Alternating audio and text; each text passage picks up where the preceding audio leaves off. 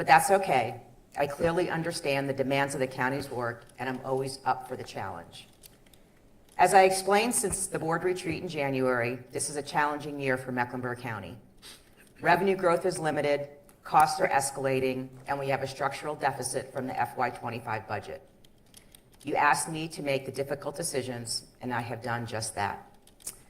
My fiscal year 2026 budget recommendations first involve cuts across nearly every county department.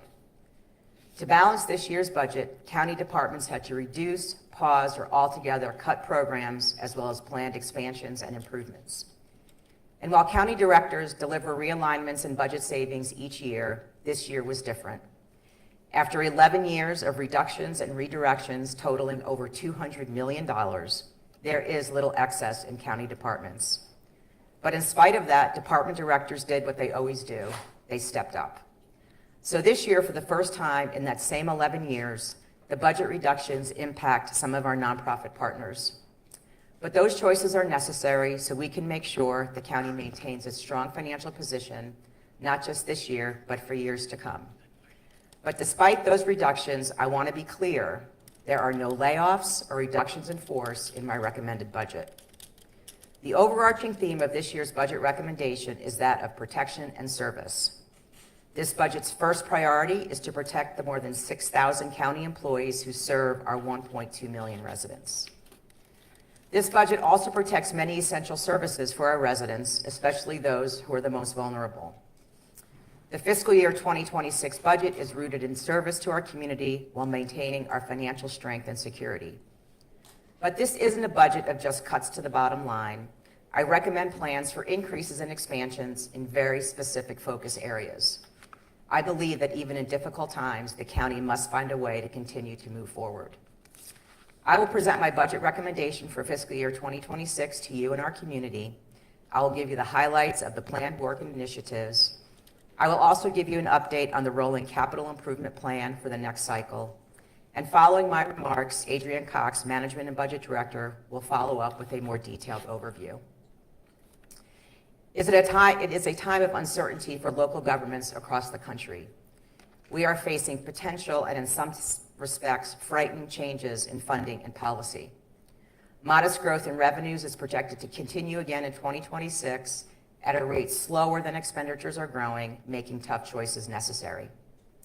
After years of booming sales tax growth coming out of the pandemic, future sales tax revenues are projected to grow at levels less than 3% per year. That revenue forecast and the uncertainties on the horizon are key reasons that this budget does not rely on the use of county's fund balance for operating expenses. In order to protect the county, I want to make sure that fund balance is available should economic conditions significantly worsen. As part of the new rolling CIP process, we have updated our capital improvement plan to include projects slated to begin between fiscal year 2026 and fiscal year 2030. As part of the annual update, additional capital capacity was identified due to lower than expected borrowing activity and favorable interest rates compared to what was projected. 38 projects expected to cost $215 million were added to the capital plan, as well as an additional $133 million in funding for land acquisition, for a total of $150 million for land purchases over the next 5 years. Projects added include renovations and improvements to the county courthouse and upgrades at the Harris and Marankas campuses at Central Piedmont Community College. Also planned is a new Thomasboro branch library, renovation of the Allegra Westbrook Library branch, and a new East Charlotte Park and 3 Greenway projects. The CIP will also include several green energy projects, including electric vehicle charging stations, rooftop solar panels, and energy efficiency building improvements in line with the county's Environmental Leadership Action Plan. The recommended operating budget for fiscal year 2026 totals $2.5 billion, an increase of $39 million or 1.6% over the prior year. As always, my work is guided by the board's priorities, and this year you've articulated them as education, economic development, environmental stewardship, health equity and wellness, senior services, and workforce development. And I will highlight some of the strategic initiatives in your priority areas. Education has been an ongoing and foundational priority for the board and the residents of Mecklenburg County. We continue our unwavering commitment to Charlotte-Mecklenburg schools. Superintendent Dr. Crystal Hill has charted a new course for CMS and its path to excellence for our students. She has provided transparency, accountability, and commitment to the relationship with the county. I want to thank her for her partnership and the incredible impact she has had on the children of our community. I am recommending full funding of CMS at its requested increase of $28 million. 93% of the increase will be invested in employee compensation. $9.9 million will be used for locally funded salaries to match state increases, as well as the increased cost of benefits. $8.3 million will be used to address below-market salaries and increase compensation relative to years of service. $8.1 million will increase the county's local teacher supplement by an average of 5%. The compensation strategy deployed by CMS has already paid dividends. Attrition rates have declined by over 4% in just 1 year. In addition, $2 million will be used for technology to make sure every student has access to a device for learning. The total county commitment to CMS is $699 million, which is an increase of $38 million. This represents 40% of the county's total general fund budget. Central Piedmont Community College is also a pivotal educational and workforce development partner of the county. Central Piedmont offers programs in 14 career paths and more than 55 professional pathways. Central Piedmont has been a proven foundational leader in education for our community, giving thousands of residents an opportunity for higher education, workforce development, and a pathway for a successful future. I recommend funding Central Piedmont's operating budget in the amount of $49 million, an increase of $1.7 million. Under the education priority is MEC Pre-K. By now, we're all familiar with the economic mobility study that was released in 2014 that cited Charlotte 50 out of 50 in the country. That study's 10-year update showed in 2024 that we are now 38th out of 50. It meant that a child born in poverty here had the least chance to find a pathway to success. The community came together to change that trajectory, and Mecklenburg County certainly did and continues to do our part. One way to prevent a child's zip code from defining their future was the universal pre-K program we call MEC Pre-K. It's fair to ask, does the work in improving economic mobility begin so early, at age 4? Educators will tell you that the answer is absolutely yes. Long before MEC Pre-K was launched in 2019, we studied the issue, researched the best practices in other states, and learned the foundational importance of a quality pre-K experience. Arriving in kindergarten ready to learn gives every child an opportunity for success. And as you know, studies have shown how the early years can impact a student's performance in middle and high school. This commitment to our 4-year-old children is a significant investment in our future. The opportunity for success must be for all and not just for some. MEC Pre-K is the county's flagship initiative in education. The 4-year-olds from the inaugural class are now in the 4th grade. Their future is a little bit brighter because the county leveled the playing field in preschool. This is an initiative that can impact Mecklenburg County's children for generations to come. The growth of MEC Pre-K has been transformational. We want to make sure we are creating opportunities for all families across the county. And we are now ready to strategically broaden the MEC Pre-K program and increase access to more families so their 4-year-old children will have an equal chance for future success. I'm recommending the addition of 10 new pre-K classrooms and associated costs with a budget impact of $3.4 million. This next step in the expansion will be in the northern and southern parts of the county. These are gap areas in our programming, and we are thrilled that child care centers in these areas want to join us in this transformational work. Universal pre-K means anyone, regardless of income, can participate. And some may take issue with the core tenet of universal pre-K, but data shows that when you expand access to early education and children come together from various backgrounds and circumstances, they and we are better for it. Studies show that children who are exposed to various economic backgrounds and people, rather than an isolated, specific demographic or socioeconomic group, have greater opportunities for economic mobility. The students in these child care centers mirror the demographics of the elementary schools they will likely attend. Turning the tide in economic mobility will take time, courage, and commitment, but the initiatives like MEC Pre-K show the long-term commitment and investment by Mecklenburg County. MEC Pre-K is now an established and proven program that continues to rely on a village of child care centers across the county. We have worked hard to establish relationships and broaden outreach, and the expansion plans are proof of these efforts. The reputation of our program continues to grow, and I urge the board to be steadfast in this transformational step for the county and to improve the lives of some of the youngest among us. Another area where I recommend expansion of our work is in support of our seniors. This budget includes an additional $2.3 million for our seniors who need in-home aid and adult daycare services.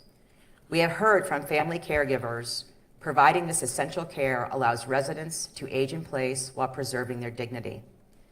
The expansion will allow the county to serve an additional 60 seniors with subsidies for in-home aid services and an additional 50 clients who need adult daycare services.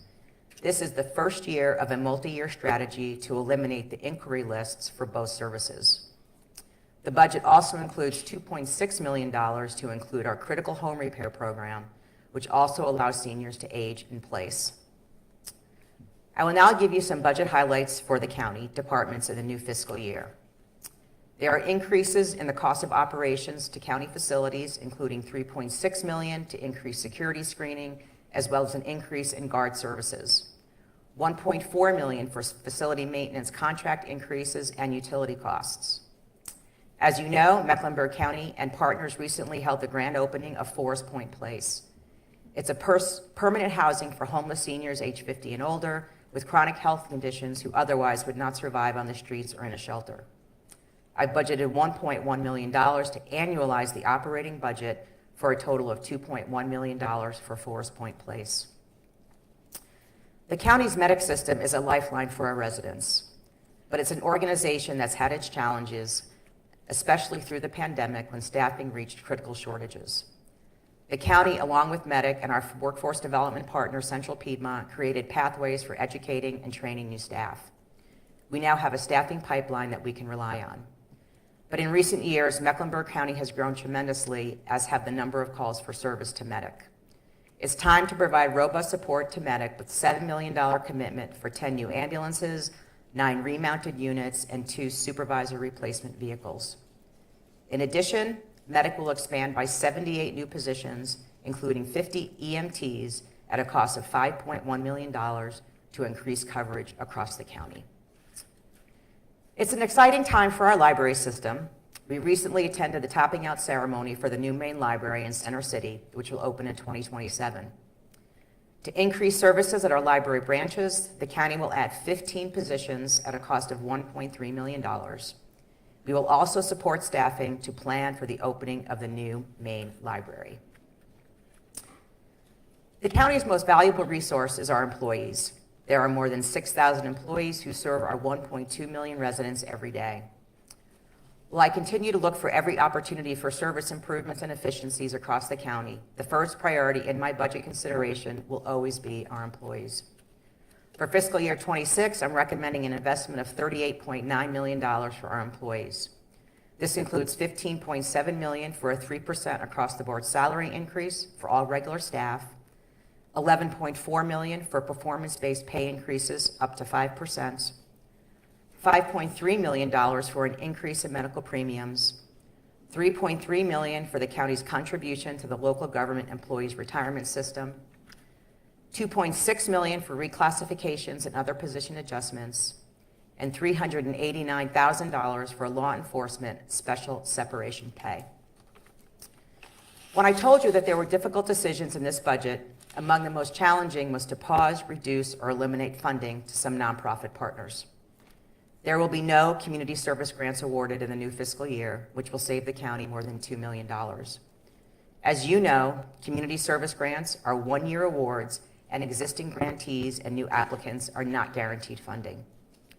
While the county does its best, funding nonprofit partners is and should never be an unending cycle. You asked us to dive deep into our work with various nonprofit partners to find defendable reductions, and we have done that for a savings of $6.3 million. Reductions are based on many factors, including performance outcomes, underutilization or underspending of county funding, cost per individual, and department recommendation. I've always maintained that while we can support our partners as best we can, the county should never be a primary funder of an organization's operating budget. The fund balance, or the county's rainy day fund, stands at $563 million, which is $96 million above our policy minimum. It is still well above the amount needed to maintain our AAA bond rating, but we have utilized it through a series of qualifying one-time project needs. But as I mentioned earlier, these are uncertain times for all of us. I am recommending minimal use of fund balance for FY26. The county must be vigilant with its fund balance, as it will protect the county through any challenging periods in the future. For FY26, I'm recommending an appropriation of fund balance of approximately $30 million. This is the lowest appropriation ever during my tenure as county manager. The ability to use fund balance as a funding source will become increasingly difficult as we inch closer to our policy threshold. If we move into a recession, the county will need that fund balance for operations and to minimize a reduction in services and a loss of jobs. But even with the aforementioned cuts, it's not enough to balance this year's budget. We have a budget deficit of almost $29 million for fiscal year 26. And I will note that almost half of that deficit is carryover from last year. When the board approved changes and allocations in the FY25 adopted budget, it resulted in a $14.7 million budget deficit, and we all agreed we would have to rectify that in the FY26 adopted budget, and that time has come. To achieve a balanced budget, I'm recommending a 0.96 cent increase in the property tax rate. For a median home value of $377,000, that would be an increase of $36.19 per year, or $3.02 per month. This will balance the budget while minimizing the impact on services to county residents. As I said earlier, this was not the budget I had hoped for in my last year with Mecklenburg County, but as you know, I've always faced the work that needs to be done, even when it's filled with challenging choices. You asked me to dig deep and make the necessary reductions to the operating budget, and that's what I have delivered to you. The budget is balanced the budget is a balance of protecting our employees, protecting some of the youngest and oldest residents, and it is centered in making a difference through service. Mecklenburg County is one of the best places to live in this country. We are consistently cited as one of the top locations for people and companies to relocate. But to build community and to serve our 1.2 million residents take vision, commitment, and courage. As county manager, I've done my best to lead our team to create transformational change. I know I'm leaving Mecklenburg County better than when I took this job, and this budget continues the good work we have done together. I want to thank the board for giving me this opportunity and the collaboration over the years to serve our community. And at this time, I'd like to thank all the team members who have contributed to the fiscal year 2026 budget. Leading that list includes the executive team of Mike Bryant, Leslie Johnson, Derek Ramos, and Anthony Troutman. I also want to thank Budget Director Adrian Cox and his incredible team, Director of the Office of Strategy and Innovation, Michael Griswold, and his amazing team, Chief Financial Officer David Boyd and the Department of Financial Services, Jonette Freeman and the Human Resources Department, the Public Information Department, and the entire cabinet. But most of all, I want to thank the more than 6,000 county employees that serve our residents every day. It has been the honor of my life to be the Mecklenburg County manager. And now, for the last time, I will turn the podium over to Management and Budget Director Adrian Cox for a more detailed overview. Thank you.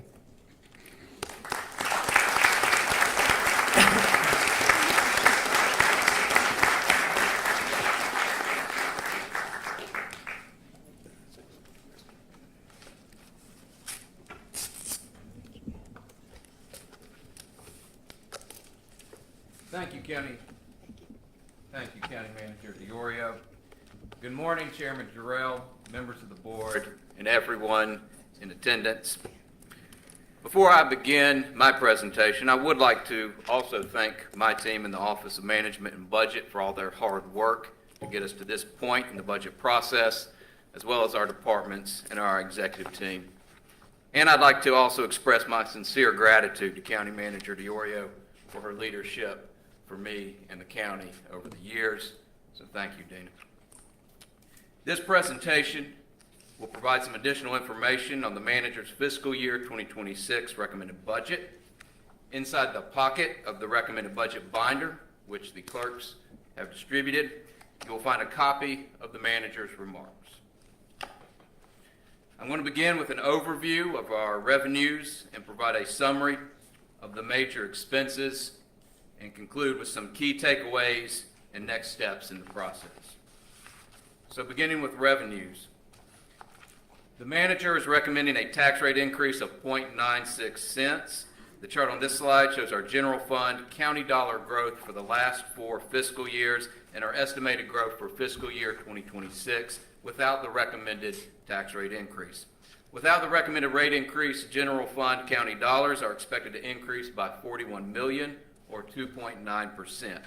County dollars refers to the revenues that the board has complete control over and are largely made up of property tax and undesignated sales tax. For fiscal year 2025, the board appropriated fund balance to close a budget gap and to defer a proposed tax increase. This year, the revenue growth is even lower than in fiscal year 2025. At the same time, county-funded compensations, funding for education, and the operating costs to sustain existing services are increasing by $74.5 million or 5%.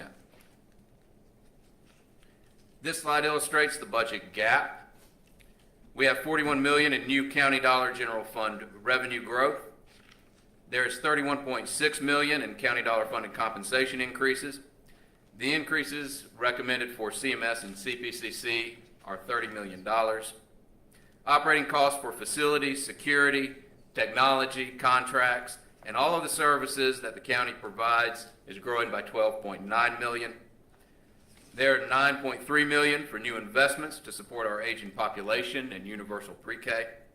And consistent with the board's direction earlier this year, the recommended budget includes $13.8 million in reductions to help address the budget gap. However, even with these reductions, there is still a net increase of $70 million and a budgetary shortfall of $29 million. This gap between revenues and expenses requires a 0.96 cent increase on the tax rate to support the general fund expenses and balance the budget. Here's a chart showing the growth in the general fund county dollars with the proposed rate increase. I've included a table on the left with the revenues that make up our county dollars. The tax rate increase is projected to bring in $29 million, and when added to the $41 million in revenue growth, will bring the total to $70 million and will be sufficient to cover expenses. The recommended tax rate for fiscal year 2026 is 49.27 cents per every $100 of value. The impact on property valued at $250,000 is an additional $24 per year or $2 per month.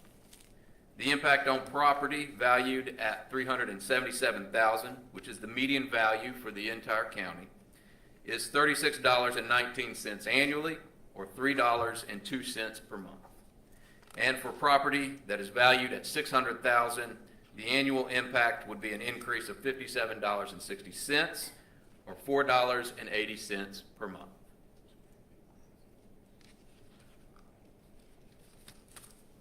Here's a breakdown of how the tax rate is used to fund expenses in the county budget, comparing fiscal year 2025 to the recommended fiscal year 2026 budget. Out of the current tax rate of 48.31 cents, 21.66 supports CMS operating budget. 15.08 supports the county services and other partners, and 11.57 goes to our debt service fund for capital facilities for the county, CMS, and for CPCC. Out of the 0.96 cent increase, 4.6 cents would support CMS, and half a cent would support the county and other partners. There is no property tax increase recommended for the debt service fund for fiscal year 2026. So now shifting to expenses and beginning with CMS. The manager's recommended budget includes $666 million in funding for CMS for operations, which is an increase of $28 million or 4.4%. $33 million is recommended to fund capital maintenance, which includes an increase in ongoing funding of $2.2 million to address growing maintenance needs and $7.8 million in one-time fund balance. The recommended budget fully funds the budget request from CMS. For Central Piedmont, the manager's recommended budget includes $49 million for operating, an increase of $1.7 million or 3.6%. The manager is also recommending $3.8 million for capital maintenance projects. For employees and personnel, the manager's recommended budget includes $38.7 million, of which $31.6 million is funded with county dollars. This includes $15.7 million for a 3% across-the-board pay increase. $11.4 million will fund performance-based pay up to 5% for regular staff.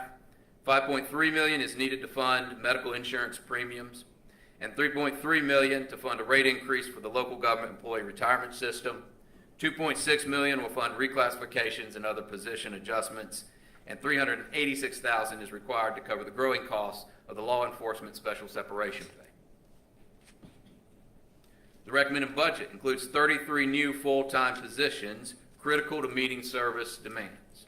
This includes 15 positions for the library, 8 positions to operate and maintain new park and recreation amenities, 3 positions in child, family, and adult services for adult protective services, 2 human resource positions, and 2 legal positions to support additional work for land acquisition and restrictive covenants. This chart shows the net new full-time positions created in the budget since fiscal year 2020. The manager's recommended budget contains the fewest number of new positions since fiscal year 2021, when we faced the economic uncertainty due to the pandemic. Growing costs to sustain existing operations will increase by $13 million in fiscal year 2026. Here are some of the major increases. $3.6 million will fund security and weapons screening at county facilities. $2.4 million is needed to fund the ongoing costs for technology, systems, and software. $2.2 million of ongoing county dollars is needed to fund the growing costs to conduct elections. $1.6 million funds the increased costs for various contracts, including meals, medical contracts, and interpreting. There's $1.4 million of growing costs for maintenance and utilities. A partial year of funding is included in the current budget for the Youth and Family Emergency Placement Facility, and an additional $1.4 million is needed to annualize the cost for next year. $1.1 million is also required to annualize the operating cost for Forest Point Place that opened earlier this year. And $390,000 will support the operating and maintenance for new greenways and park amenities. There are some new investments that the manager is recommending for next year. $3.4 million is recommended to expand Meck Pre-K with 10 new classrooms, increase reimbursement rates from $925 to $950 per month per child, and provide for growing cost of wrap care. $2 million will add 15 new library positions and increase the ongoing funding for collections. $1.3 million will expand in-home aid to serve an additional 60 clients. This represents the first year increase of a 3-year goal to serve 387 clients by fiscal year 2028, meeting the vendor capacity. $1 million is also recommended to expand adult daycare by an additional 50 clients, with the goal of adding additional clients in fiscal year 2027 to reach the total inquiry list of 266 within 2 years. $464 is recommended to fund housing placement and navigation and increase subsidies for the Keeping Families Together program due to the growing cost for rents for multi-bedroom units. $250 is recommended to fund an implementation vendor that will support the first phase of the behavioral health strategic plan. 3 new social worker positions are recommended to support workload for adult protective services. $125,000 is recommended by the manager to support Charlotte Pride based on economic impact. And $125,000 for ongoing support is recommended for the Three Sisters Market. Out At our annual retreat earlier this year, the board directed the manager to review the budget for reductions to help minimize the impact on the tax rate. The recommended budget includes $13.8 million in reductions, with 58 separate reductions across 25 departments. In making these recommendations, county staff reviewed several factors, including performance data, funding utilization, alignment with budget priorities, cost per individual served, the discretionary nature of the service, the populations being served, and whether other options are available to provide the service. Reductions were also informed by recommendations from our departments, and in the pocket of the budget book, we have included some more details about these reductions. In addition to county dollars, the manager is also recommending $30 million in one-time expenses funded with fund balance. This includes $7.9 million to support Medic with 10 ambulances, 9 remount units, 2 supervisor vehicles, and technology. This funding will fully fund Medic's request and will provide the capital needed to enable Medic to expand their headcount by 78 positions across multiple classifications. $7.8 million is recommended for CMS capital. Combined with the $2.2 million increase in ongoing funding and the existing funding in the budget for maintenance, the total capital maintenance allocations for CMS will be $33 million.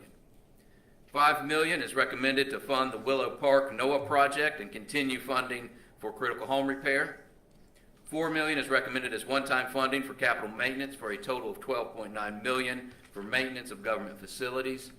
$1.2 million will support one-time investments for technology updates and replacements for $7.6 million in total for technology reserve. $1 million is recommended for elections based on the need to fund 3 elections in fiscal year 2026. Added to the ongoing funding increase, this will be a total of $5.5 million. $1 million in fund balance is included for the revaluation reserve fund for the 2027 revaluation. $350,000 will support the Charlotte Museum of History Revolutionary War exhibit. $300,000 is recommended for a Veteran Services Needs Assessment.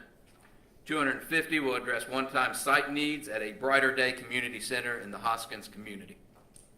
$271,000 will fund maintenance equipment to operate new parks and greenways. And $250,000 will provide a one-time increase for library collections. When added to the ongoing increase, this will bring the total increase to $1 million.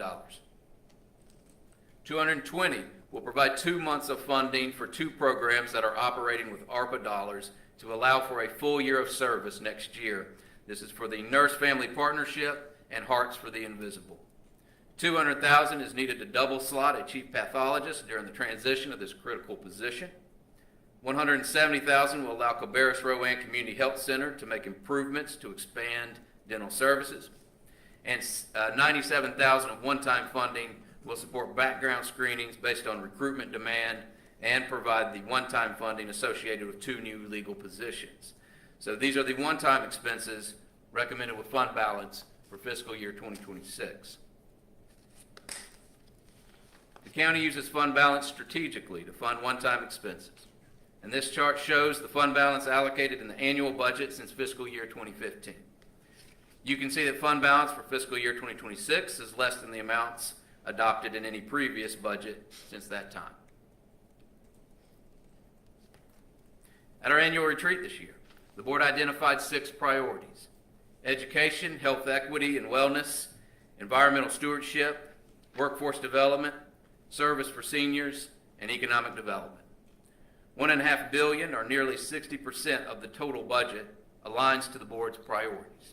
This includes $65 million of new funding, much of which is funded with fund balance, and $45 million in county dollars, primarily for CMS, CPCC, and additional services for seniors.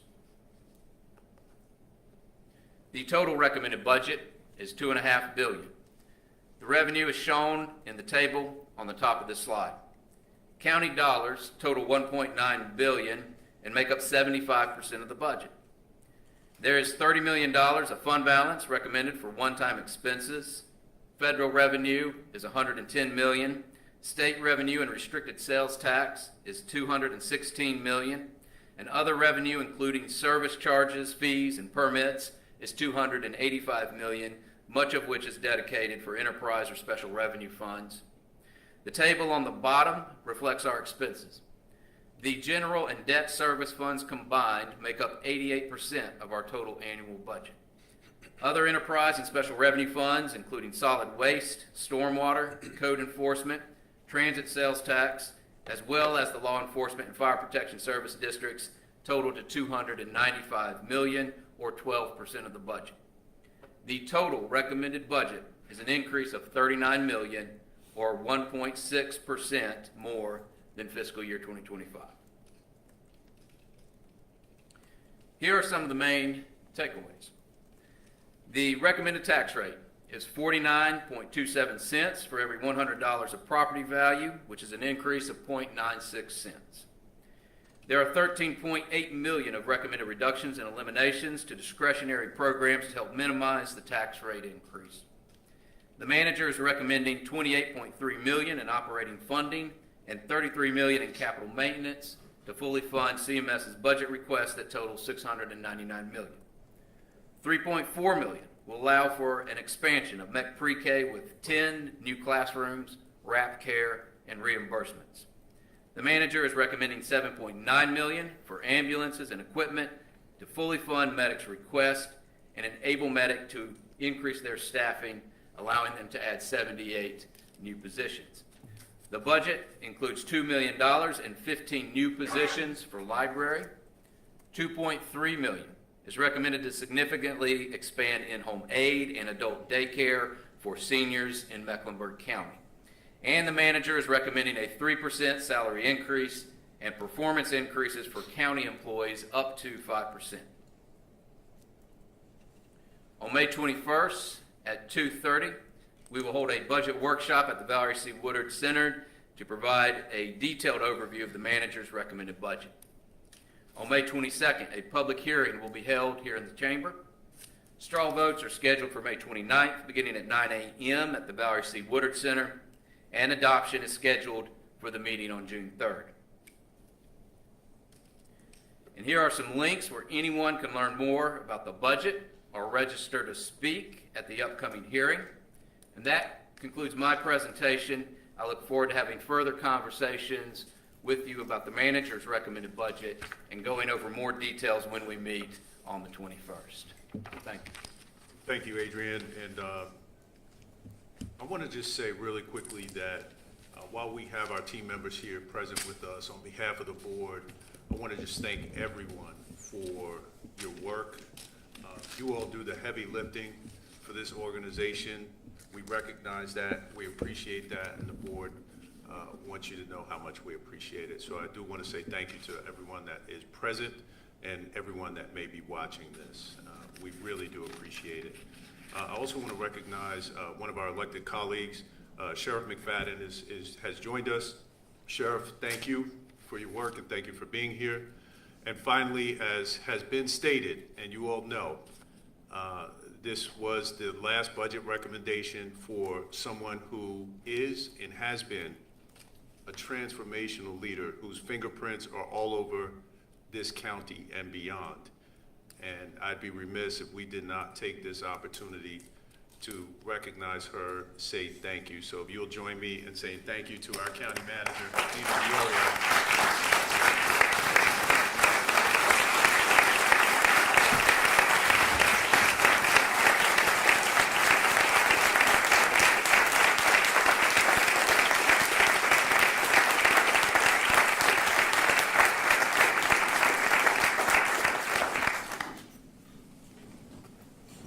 That could have gone on for 5 minutes if we wanted to. But, so with that being said, again, thank you to the executive team, the budget team, and all your work for this. Now the board will take it from here, and we've got a lot of work to do. And with that, I'll entertain a motion to adjourn.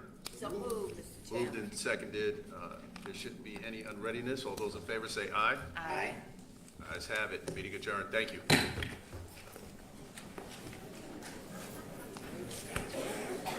Thank you, ma'am.